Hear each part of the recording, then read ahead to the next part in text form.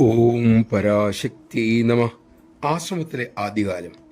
ബ്രഹ്മചാരികളെ കൊണ്ട് അമ്മ സേവ ചെയ്യിപ്പിക്കാൻ തുടങ്ങി. ഓരോരുത്തർക്കും ജോലി വിഭാഗിച്ചു നൽകി.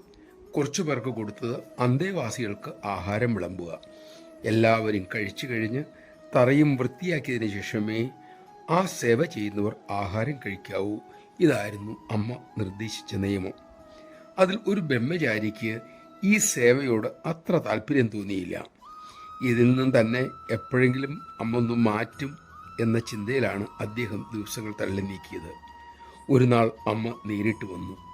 അമ്മ ആശ്രമത്തിലെ അന്തേവാസികൾക്ക് പ്രേമപൂർവം ആനന്ദത്തോടെ ആഹാരം വിളമ്പാൻ തുടങ്ങി. അമ്മയുടെ പുറകെ ആ ബ്രഹ്മചാരിയും കൂടി നടന്ന് സേവ ചെയ്തു. ആഹാരം കഴിച്ചു കഴിഞ്ഞപ്പോൾ അമ്മ തറ സ്വയം വൃത്തിയാക്കാനും ആരംഭിച്ചു.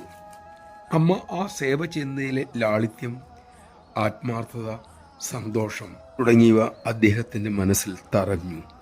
എങ്ങനെ വേണം ആഹാരം വിളമ്പിക്കൊടുക്കാൻ എന്ന അദ്ദേഹത്തെ അമ്മ സ്വയം ഒരു മാതൃകയായി ഒന്നും പറയാതെ തന്നെ പഠിപ്പിച്ചു. നമഃശിവായ. അമ്മയുടെ ഓരോ പ്രവൃത്തിയും മാതൃകയാണല്ലോ. നമുക്ക് ആചരിക്കാൻ വേണ്ടി അമ്മ അത് ചെയ്ത് കാണിക്കുന്നു.